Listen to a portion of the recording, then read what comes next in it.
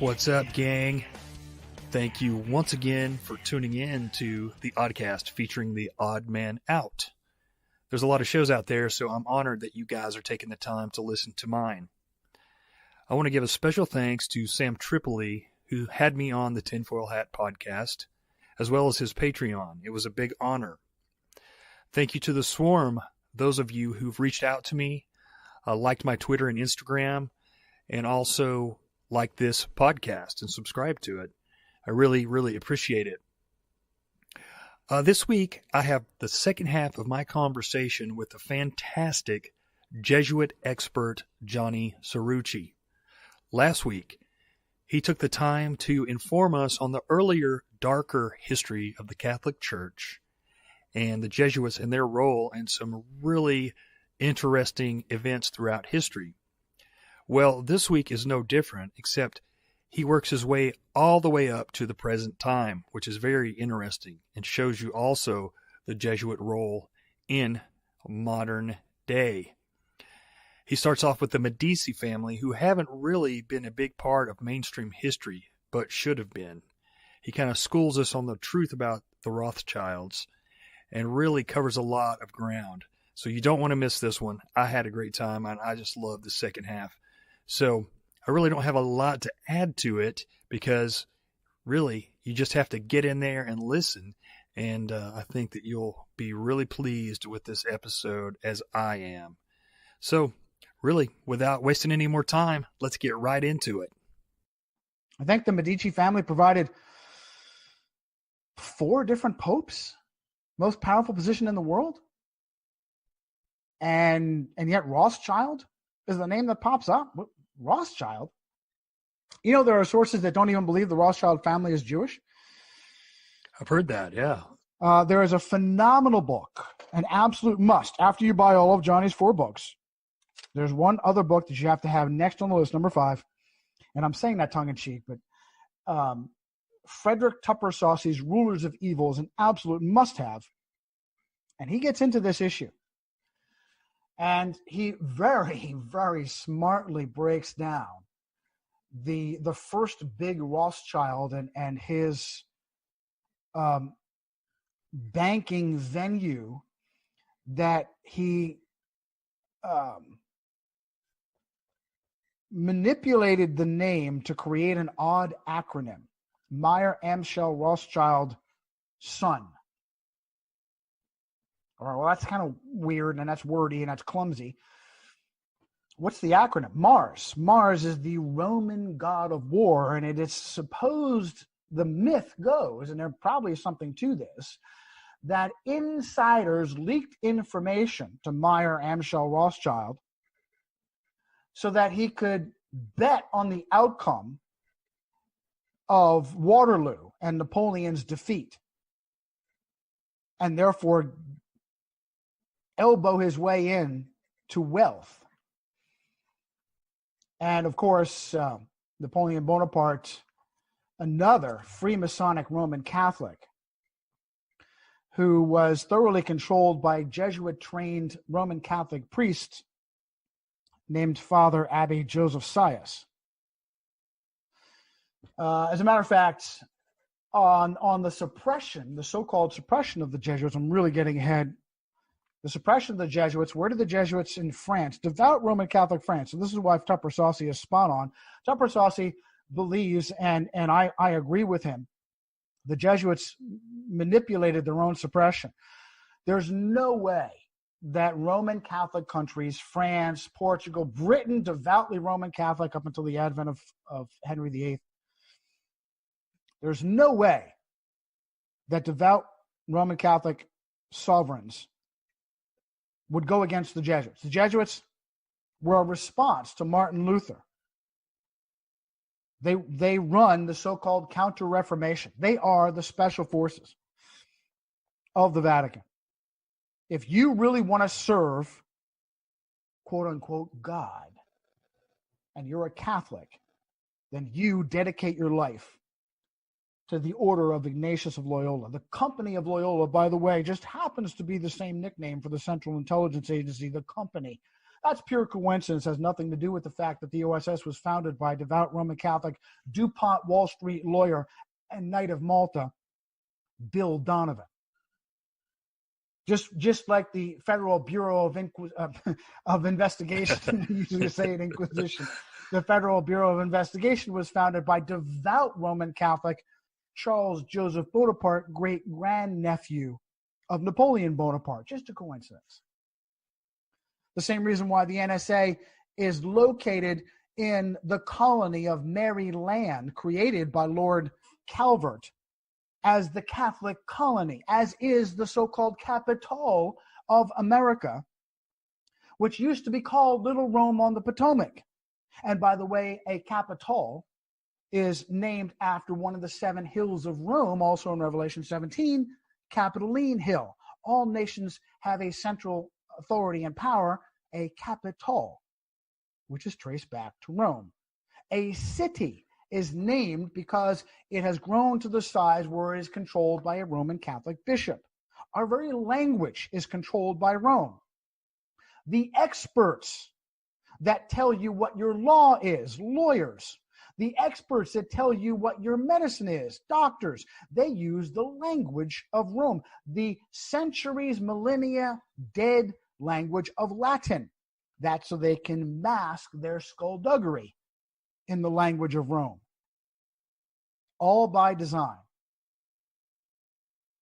Martin Luther, on November 1st, not October 31st. November 1st is All Saints' Day. October 31st is Samhain. Martin Luther nailed on November 1st his protest against indulgences on All Saints Cathedral on All Saints' Day, November 1st, 1517. Unfortunately for him, by I consider divine circumstance, I think it was like 14 years before, or just not more than 2 decades, not more than 20 years before. Another German by the name of Johannes Gutenberg, a crow's flight away from Wittenberg, had created a revolution in publishing, the movable type printing press. Prior to this, a master of every page of a book had to be carved in a template. But Johannes Gutenberg was the first to institute a system. You know, the gas station and the convenience store billboards where you slide the single letter up there and you can change it. That's the movable type printing press. You just set the letters in for each individual page. And it takes a little bit of time to create a page, but dramatically reduces. Now books were coming out like lightning. And unfortunately for Martin Luther, his students, he was a professor, loved him and his work and were thrilled at his protest. He would go down the list of the 95 Theses, just destroyed the logic of the Medici Pope. Medici, Colonna, Aldobrandini, Orsini, Breakspere. These are the names that are supposedly, that should be coming up. And just by coincidence, Google, that was founded on the same day that a Farnese Pope, Paul III, Alessandro Farnese, consecrated the Jesuits, September 27th. Just by coincidence, the same day that Google was supposedly founded. So for some reason, Rothschild comes up. Rothschild, red shield. What army wore red shields, applied red shields in battle? The Roman army. So wow, his students loved him and quickly got his 95 Theses. I was going to talk about some of the illogic of the Medici Pope. Your Eminence, if you could pray for a single child to be released from purgatory, Why not be a good son of Christ and pray for them all? And why do you need money for that? And by the way, the main reason he needed money was not so much to complete the Gnostic work of Michelangelo Buonarroti, but more importantly, to have more parties, because few partied like the Medici, except maybe the Borgia. And it seems like crusades by that time were also waning. Catholic sovereigns were getting tired of expending their own military on agendas of the Pope. They had more important agendas themselves. So the Pope would call for a crusade, a crushing conquest of some native people somewhere. And the kings and queens were starting to get a little cagey towards that end. And by the way, this facilitated the creation of America. America is the standing army that Rome always wanted. That's a whole nother show.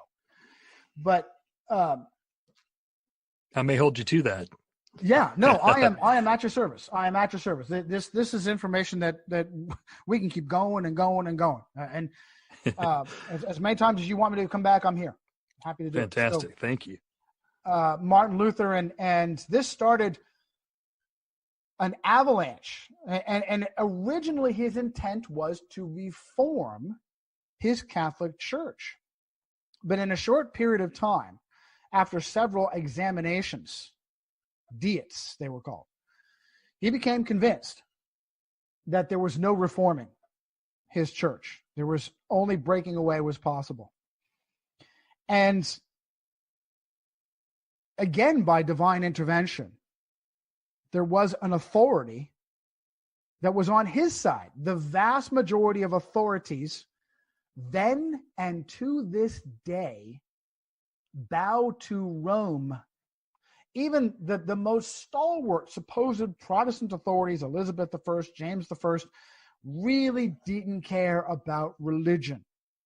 They were far more interested in their own power and maintaining their own power. Elizabeth and James were just as happy and did to put Protestants to the stake for being too Protestant as they were to put Catholics to the stake. The greatest Protestant sovereign that ever lived, outside of the military commander of Oliver Cromwell, was Edward VI, an offspring of Henry VIII. He was raised by Thomas Cranmer and John Knox, some of the greatest Christian evangelists of their day, particularly John Knox. The only doctrinal Protestant Christian that I am aware of, and he was murdered by the Vatican as a teenager, never allowed to come to the throne.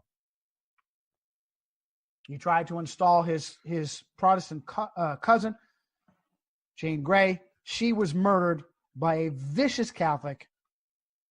The daughter, and this is all in the Henry VIII story, Bloody Mary Tudor. And that's what I've found in my research is whenever we see this idea of wars of religion, it's propaganda. The descriptor that I always found when I looked beneath the surface was slaughter. Not war, slaughter. And the slaughter was always of Rome against anyone that stood in Rome's way, especially Christians. Mm-hmm. The Valdenses, the Albigenses, any evangelical sect, any fundamental sect, any Bible-believing sect, slaughtered, absolutely slaughtered. So Martin Luther had one of the rare power, was an elector, to tell you what his title was. Frederick the Wise, Frederick III, an elector. He held a very powerful position as one of the people that voted for the Holy Roman Emperor. And by the way, as a quick aside, the European Unification Movement, founded by a Jesuit priest, Joseph Ratzinger, as was the Bilderbergs. Anybody that says Bilderberg and doesn't say Jesuit Either doesn't know what they're talking about or is covering for Rome. Same thing with Trilateral. Trilateral Commission was not founded by the Rockefellers. It was founded by devout Roman Catholics, Zbigniew Brzezinski, the same guy that founded Al-Qaeda. Right, yeah. All this stuff is what contributed to my powerful awakening. Anybody that says Illuminati and doesn't say Johann Adam Weishaupt, from a family of Jews converted to Catholicism, himself, I've got a couple of pretty reliable sources, an ordained Jesuit. This idea that Weishaupt broke with the Jesuits. So on the surface, you just hear Illuminati, deep state, globalist, tells you nothing. On purpose tells you nothing. Right. Look a little bit deeper. You see the name Johann Adam Weishaupt. Oh, okay, that's interesting. Jewish? Yeah, okay, that's them Jews again. Look a little deeper. Oh, wait a minute. He was a professor of canon law at Jesuit Ingolstadt University in Bavaria, what is today Munich. You know, the Munich Olympics where all those Israeli Olympians were slaughtered. A bastion, a Jesuit Catholic bastion in Protestant Germany, punished by World War II by the Vatican for Martin Luther's revolution, by the way. Now wasn't, I don't mean to interrupt, but didn't the Catholic Church form the Council of Trent just to pretty much try and put the kibosh on Luther's movement and try to combat that? You bet. That was a very big part of the Counter-reformation. And by the way, I don't even like the word Reformation. When I say Reformation of Christianity. Real Christians will never be able to reform the Catholic Church. And the Council of Trent also reaffirmed the forbidden status of the Scriptures, that they can only be kept by clergy and the Vulgate, Jerome's Latin Vulgate, because there's just so much about Catholicism that is unbiblical. So this was the revolution, and the revolution was fueled not just by Martin Luther. Prior to Martin Luther, there were upstarts. There were good Christian men and women who revolted and who were slaughtered and put down. Now, interesting enough, John Wycliffe was tried at least 2 times, to my knowledge. One of those trials was interrupted by an earthquake. They should have realized at that point they probably shouldn't keep going. Wow. And never executed. Vindictively, the Vatican, after he died a natural death, went in and desecrated his bones, which is, as I said, typical. Jan Hus, the Czechoslovakian Christian, he was burned alive at the stake 98 years before the advent of Martin Luther. And there's a powerful story to the effect of his executioner mocking his name. Hus means goose. Mocking him as he was being burned alive for being a Christian and refusing to recant and repent his Christianity in favor of Catholicism. And the story goes that executioner mocked him about burning him and cooking goose and so on and so forth. And as the story goes, he made a prediction, something to the effect of, you may get this goose, but in 100 years, a swan will fly way above your reach. And it kind of gives me a little bit of a chill to say that. I don't even know if it's true or not, but it certainly is a powerful story, because 98 years later was November 1st, 1517, and one of the icons of Martin Luther was the swan, and what he was known as. He was known as the swan. So, powerful story if true, and I tend to put some substance to it. But prior to this, Anyone that crossed the Vatican was dealt with very, very severely, particularly if you tried to promulgate the Scriptures. Well, this movable type printing press revolutionized revolutions. And it turned out that Rome could no longer burn Bibles fast enough. You had men of God sprouting up everywhere, such as William Tyndale. Escaping, he also a Roman Catholic priest, breaking with his church in order to put Bibles into the common tongue and into the hands of Christians. Now, by the way, as a quick aside, I come up on this issue very often. King James or not King James. Here's an interesting side story to this. When it was told to Frederick the Wise, Frederick III, the elector of Germany, one of the electors of Germany, that Rome was seeking to assassinate Martin Luther, he had him kidnapped and placed in Wartburg Castle for safekeeping. And he was incredibly bored having to stay shut up in the castle. And clearly that the Lord used this. And again, I'm speaking as a Christian to Christians, but this is all historical incidents. He decided the best thing to do with his spare time was to translate the Bible. And he asked for manuscripts from his friend Desiderius Erasmus, who's a bit of a coward, by the way, who acknowledged the wrongdoings of the Catholic Church but didn't have the courage of Martin Luther to break with the Catholic Church.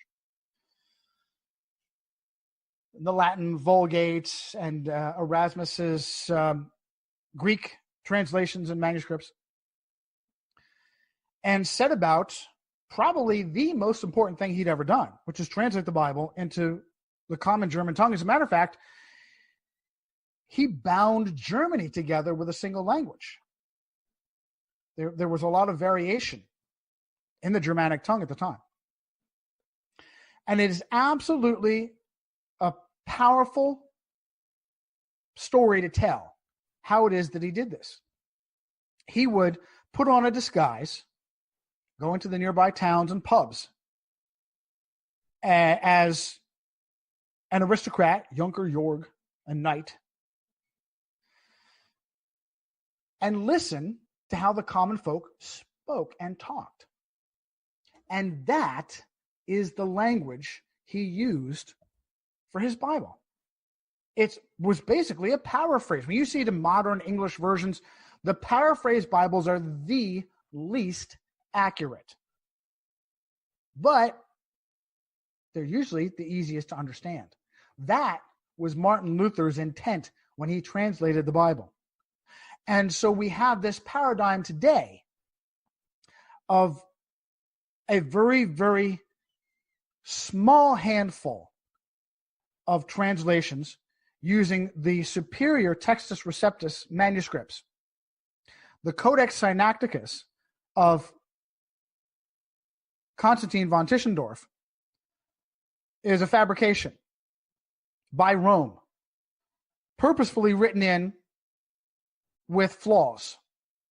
And that is the basis for all modern translations. The problem is that the Textus Receptus manuscripts, the Textus Receptus translations, are all maintained in an antique language. Elizabethan English, Shakespearean, I call it Shakespearean gibberish. And by the way, I have some good sources that say that Francis Bacon is the source of the Elizabethan language. And it is an historical fact that so-called Protestant James I gave his 1611 authorized Bible to Freemason Francis Bacon to edit. And the brains behind Francis Bacon was a Jesuit named Toby Matthew, who, by the way, was knighted by Protestant King James I for trying to arrange a Catholic marriage for his son Charles. with a Spanish princess, knighted, a Jesuit, Sir Toby Matthew, the great Protestant king. So there's no such thing as gray, black and white, hero and bad guy. So anyway, the long and short of it is to get into this controversy of King James onlyism. Absolutely, any Textus Receptus based translation is superior. Any Codex Sinaiticus based translation has flaws purposefully built in. Who killed Goliath? Well, one passage says David, another passage says somebody else. Various purposeful flaws in the Scripture. Okay. Say again? So did they do that to cause controversy or just to... Oh, you bet. Yeah. You bet. Okay. Absolutely. To cause, first and foremost, this leads me back to keeping me on track. This leads me to the new tactic. What was Rome's response to the printing press making it impossible to burn Bibles and keep up with the promulgation of truth? Well, the response, and again, I get this from Frederick Tupper Saucy, was Cardinal Thomas Wolsey, a confidant of the king, of Henry, as was Thomas Aquinas. You see supposed evangelical Christians waging legal battles through the, was that the Thomas Aquinas Center? Pretty sure that's it, right? Thomas Aquinas Center. It does sound familiar. Yeah, the great Thomas Aquinas Legal Center, I believe it is where evangelicals wage legal battles, right? No, it's where Rome controls evangelicals and makes sure they never win legal battles. Thomas Aquinas helped betray William Tyndale as he ran through Europe trying to escape the Roman Catholic British inquisitors that sought his torture and death for translating the Bible into common English. One of the things that I love Tyndale for is he refused to translate the word ecclesia into church. Oh, what a brilliant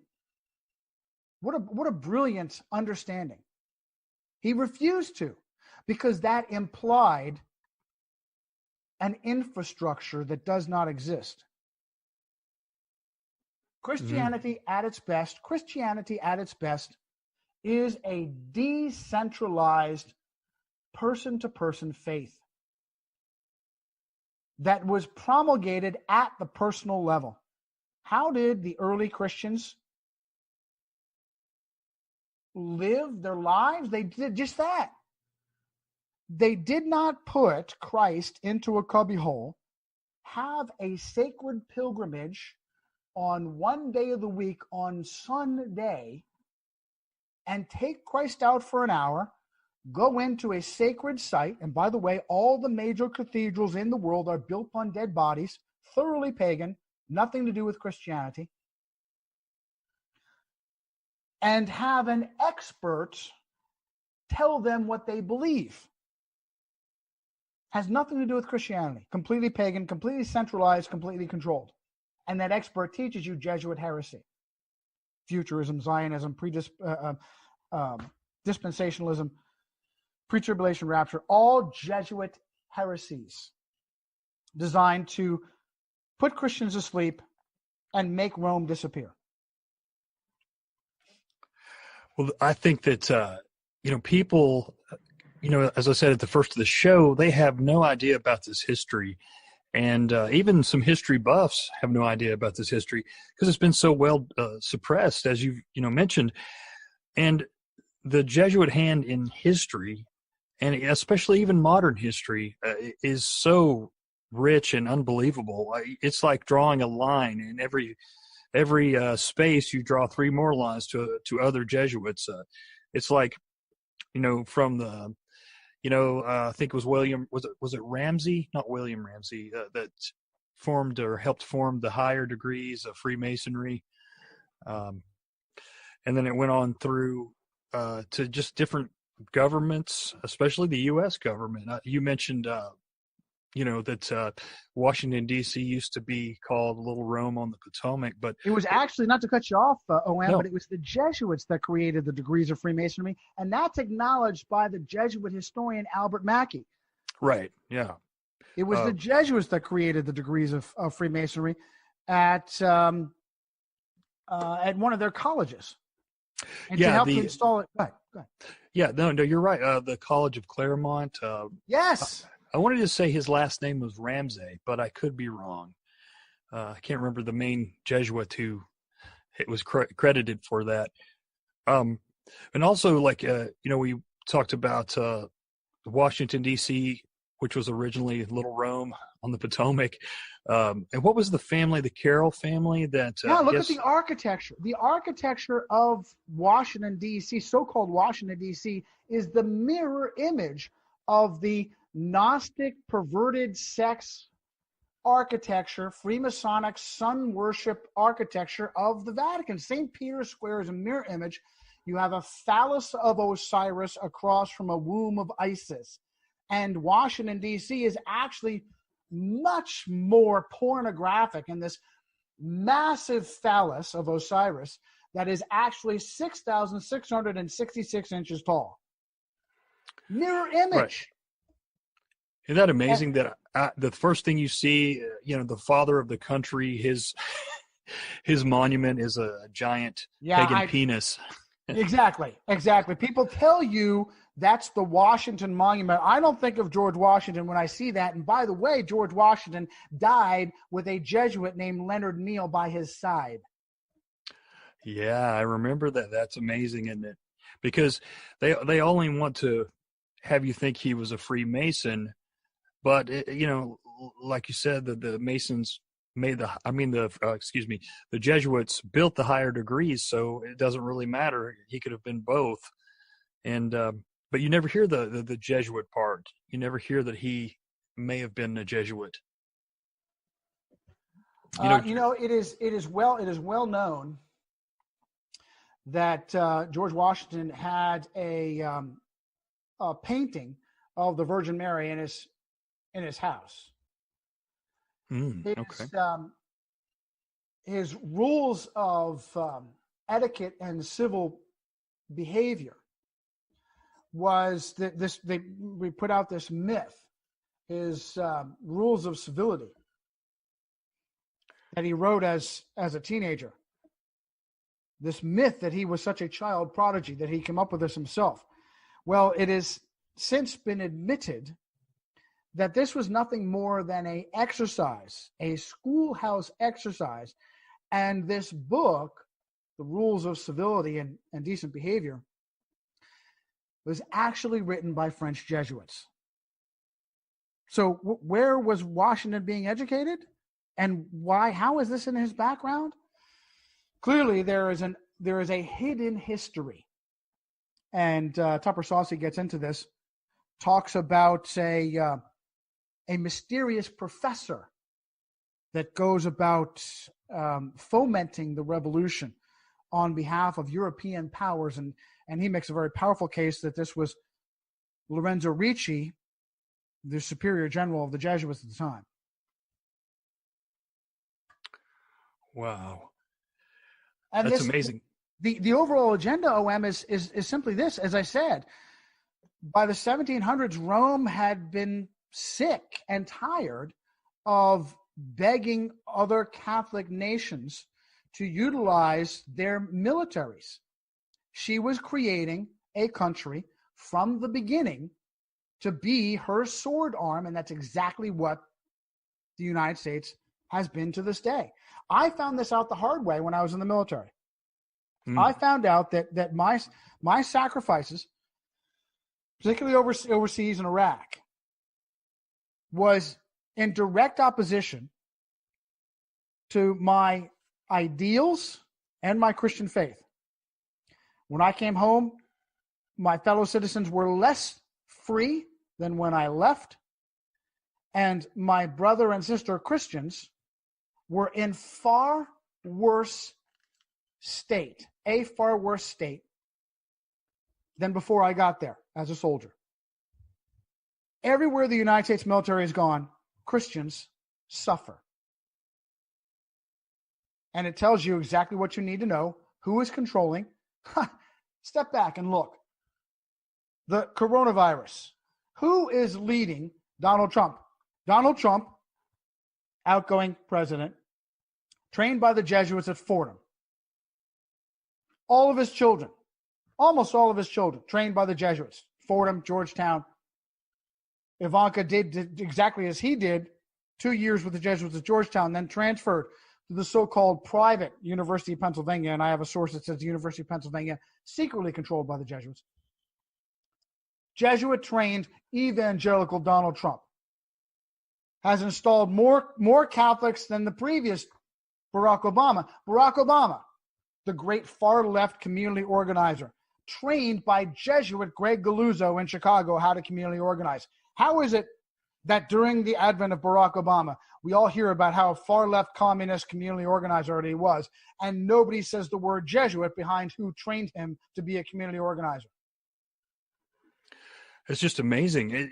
When you start to look into who all has been Jesuit educated in government, past and present, I mean, you can't help. I mean, you'd be a fool not to think that there's something more to the story. I think wasn't Dr. Fauci, wasn't he from Georgetown as well? Or am I wrong about that? Anthony Fauci, who is running the coronavirus team for Jesuit-trained Donald Trump, devout, double Jesuit-trained Roman Catholic, his wife, triple Jesuit-trained. You've got people like Robert Redfield of the Center for Disease Control, creation really, also devout Roman Catholic. You've got people like Deborah Birx, supposedly non-Catholic, and yet she brings a Catholic priest to her appointment by Barack Obama. You have people like Deborah Birx who are appointed by Democrats and yet retained by Republicans. Now, why would they do that unless there was somebody above them saying, this is someone I want no matter who you are? Mm-hmm. Both Deborah Birx and Robert Redfield working on aids for the military. Yeah. Prior to their time on the coronavirus. Trust them implicitly. Absolutely. You also have the, I'm sorry, I didn't mean to interrupt you. I was just going to say, I know the Pelosi's have a grant in either the husband or the son's name at Georgetown. I was looking up some stuff a while back and saw that. You know, it's what's amazing, OM, is that there's something very consistent. Of course, Joe Biden, devout Roman Catholic, Joe Biden, Nancy Pelosi, Susan Collins of Maine, the Dodd family from Connecticut, the Cuomo family, far-left Catholic Cuomo governor, son of a far-left Catholic Cuomo governor, brother of a far-left Catholic CNN anchor. These families,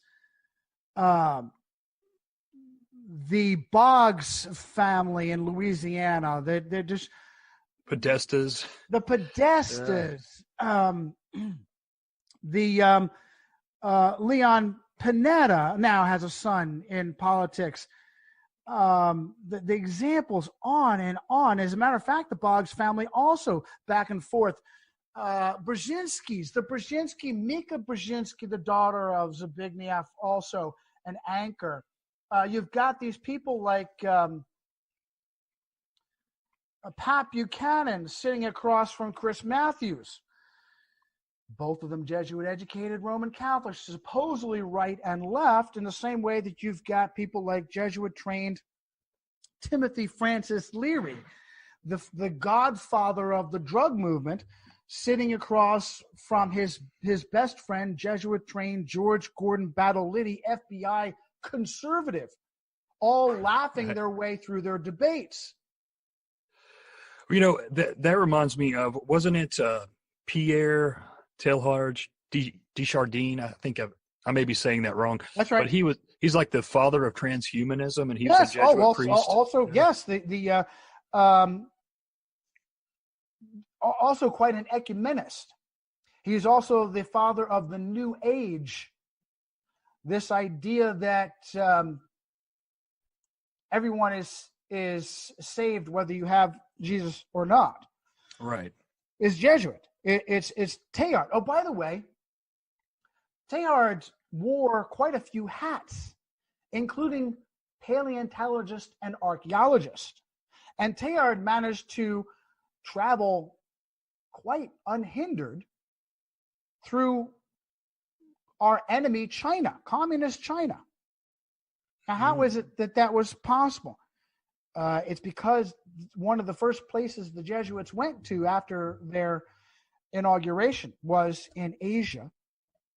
And they went to Asia and insinuated themselves in the court of the Chinese emperors, and immediately began telling the emperors what their surroundings were, writing their calendars for them, examining their stars for them, giving them astronomy as the Jesuits see it. Pierre Teilhard de Chardin, a so-called paleontologist and archaeologist, that felt it was necessary to create a hoax to help bolster Darwinian evolution. Did you know that Teilhard fabricated the Piltdown Man in an effort to create a missing link so that as Charles Darwin, the supposed non-Catholic, almost certainly a Freemason, would create this ridiculous theory that is a complete abrogation of the scientific method. It's not observable, not testable, not repeatable.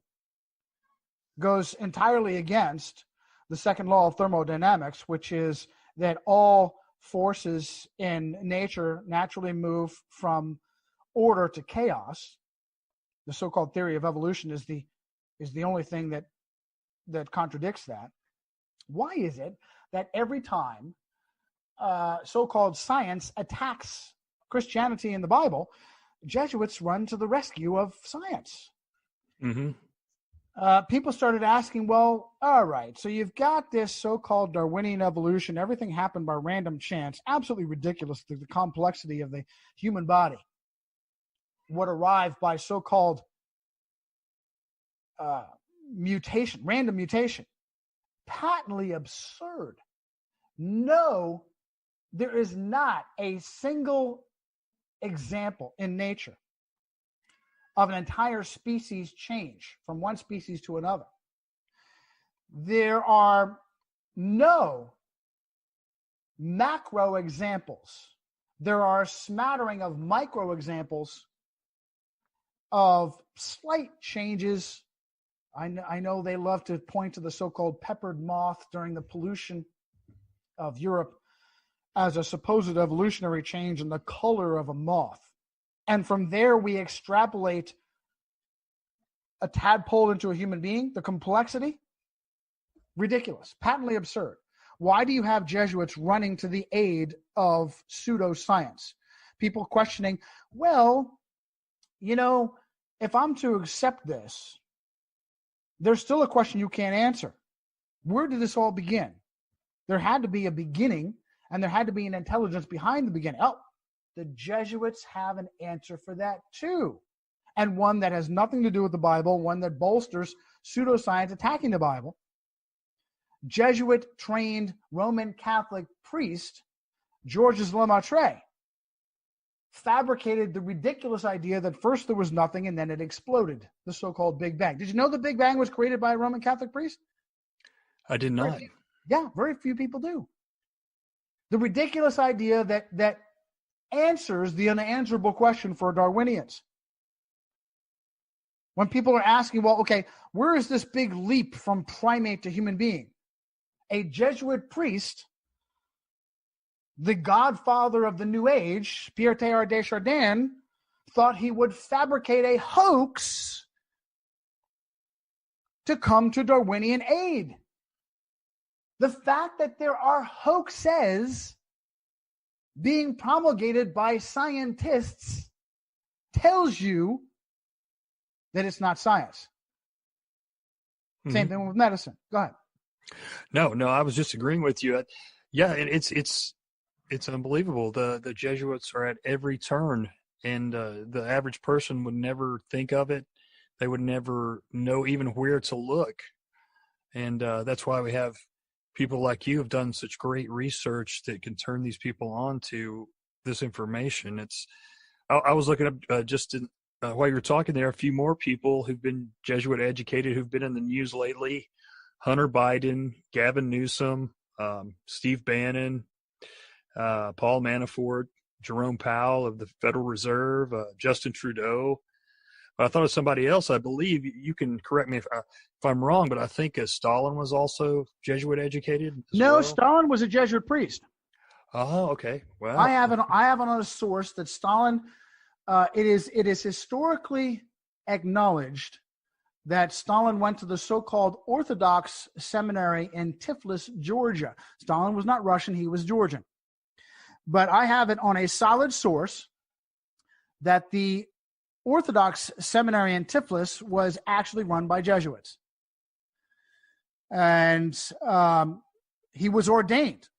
There are several sources that will tell you that people like David Ferry, who was involved in the Kennedy assassination, was a seminarian and did not complete their ordination. Well, we don't even know that, because it's very probable that they completed their ordination and were given a special assignment that did not include them wearing a cassock. Meanwhile, David Ferry was known to wear his priest cassock around his apartment. He was either very, very excited to be a priest, or he was secretly a priest himself. Mm-hmm. Also, David Ferry, a sexual deviant.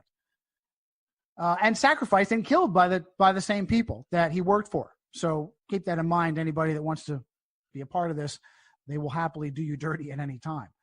But this Jesuit education thing, it's mind-boggling. It's mind-boggling. Not everyone who is Jesuit educated is powerfully used by Rome, but it is a powerful process that gives Rome visibility on you, gives Rome an opportunity to indoctrinate you, and much more importantly, gives the Jesuits, they are experts at personality profiling. Experts. And they use their time with you to point you in the right direction or to discard you. And that is where this Jesuit education and or Catholic education comes heavily into play. You've got a guy like Denzel Washington who goes to Fordham, who supposedly is raised Pentecostal. And yet, man, he has played some powerful Catholic roles in Hollywood. And it would almost seem that his time with the Jesuits at Fordham had left a mark on him. I would like to use another example, as I have done in the past. Former Congresswoman Cynthia McKinney, again, a Protestant Christian black family who felt wrongly that, well, we want to give the best education to our daughter that we possibly can. Let's send her to a Catholic school. Well, meanwhile, what is occurring is that she is being overwhelmingly manipulated by clergy, if in no other way than to have a warmth towards the clergy. That's, of course, as long as the clergy aren't sexually abusing you and assaulting you, which happens quite frequently in a Catholic school or a Catholic orphanage. The mere fact that the Catholic Church runs schools, orphanages, and hospitals should tell you who really controls things in America and in the West, and period. Mm-hmm. The fact that the Roman Catholic Church runs infrastructure in the so-called secular America. Well, Cynthia McKinney was so overwhelmingly touched and manipulated by her experience, she wanted to become a nun herself. But instead, she just became a devout Roman Catholic. So people say, oh, Johnny, what are you getting a big deal over Catholic education, Jesuit education? You have no idea the power of the manipulation, the power of the indoctrination. And as I said, they're also taking notes on you. And they know exactly where they can plug you in later on in your life. And they do. The Georgetown Father Edmund Wall School of Foreign Service, in and of itself, one Jesuit school, one college within the university.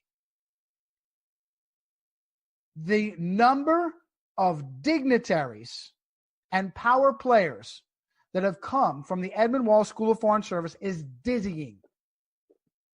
That's one school in one university, in one Jesuit university. It is also powerful to note the message of the psychological operation that Rome is somehow for the unborn. Absolutely ridiculous. In the same way that Rome is at war with Freemasonry. Absolutely ridiculous. The number of, there is no one in power, not a single Roman Catholic in power, not a single Roman Catholic or someone who is Catholic trained or Jesuit trained in power, not one, zero, who has won a powerful victory for the unborn. Not one, zero. Zero. Oh, and that includes the Roman Catholic dominated Supreme Court. Dominated Supreme Court to include supposed right-wing Opus Dei Roman Catholic John Roberts, who recently personally intervened as multiple states, both Texas and Louisiana, tried to put restrictions on abortion. It was the Roman Catholic-controlled John Roberts Supreme Court that shot them down. Joe Biden, Nancy Pelosi, all of the Pineda, all of these prominent far-left Roman Catholics, Newsom, Kumos, all of them, far-left, pro-abortion, pro-recognition of homosexual marriage, all of them in excellent standing with their church. If the Catholic Church wanted to do anything about abortion, the Catholic Church could end it overnight. The Catholic Church could end abortion overnight. But it's a sad fact, and I don't want to offend any Catholics listening. Rome runs on the blood of the innocent. Rome needs the blood of the innocent to survive. And that, by the way, is the gateway to power.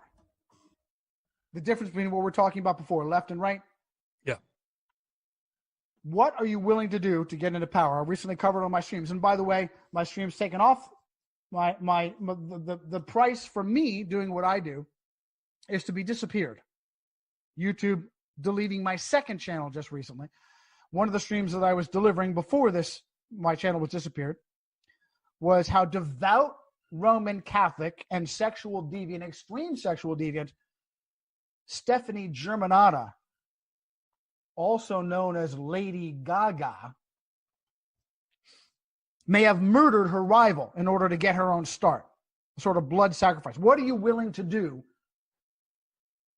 to empower yourself? Are you willing to abuse the innocent? Are you willing to murder the innocent? Are you willing to torture the innocent? I get into this in great detail in my third book, Eaters of Children. It is the gateway to power, and it is a thoroughly Roman system. The difference between us and them is they are willing to do whatever it takes, any evil necessary to get ahead. And that is everyone in key positions of power. You believe that Donald Trump and Joe Biden were in elections together. Whether they were manipulated or not, you really believe that Donald Trump was an outsider and that you had a better chance with Donald Trump than Joe Biden. You're very foolish. You're very naive. It is all thoroughly controlled and maintained. And I'll tell you, the more we research, the more we say not just the central federal, so-called federal level, all of Congress, absolutely these key executive positions. I continue to say the number of Jesuit trained and or Roman Catholics involved in the coronavirus, connected with the headlines around the Supreme Court, Amy Coney Barrett, devout Roman Catholic with a sex cult background. Are you kidding me? And I believe she's got a $2 million net worth. Right on the heels of Brett Kavanaugh, devout Roman Catholic with a massive net worth. How many times do you get fooled? How many times do you get fooled? Christians. How many times do you Christians get fooled that these wealthy Catholics supposedly are representing you? Oh, let's all go to bat for poor Brett Kavanaugh being beaten down by that evil Blasey Ford. Let's rally behind him, because you didn't get played the same way with Monsanto lawyer Clarence Thomas. You didn't get played the exact same way with another devout Roman Catholic that has done nothing for you all these years. Attack poor Clarence Thomas. Let's all foolish Christians rally behind Clarence Thomas, Brett Kavanaugh, Amy Coney Barrett, on and on. The best place to work tyranny is through the court system. You have no way for your voice to be heard in the court system. It is dictatorial tyranny, and it is thoroughly owned by Rome. You look at the profile, the only time you have somebody on the Supreme Court, that tiny minority of tyrants and dictators, the same one that gave us abortion in the first place. Sexual deviancy is the key to this evil system. The same power that tells us that pornography is protected by the Constitution. Absolutely ridiculous. Completely controlled. The only time you see somebody who isn't Catholic in the Supreme Court is when there are a smattering of far-left Jews.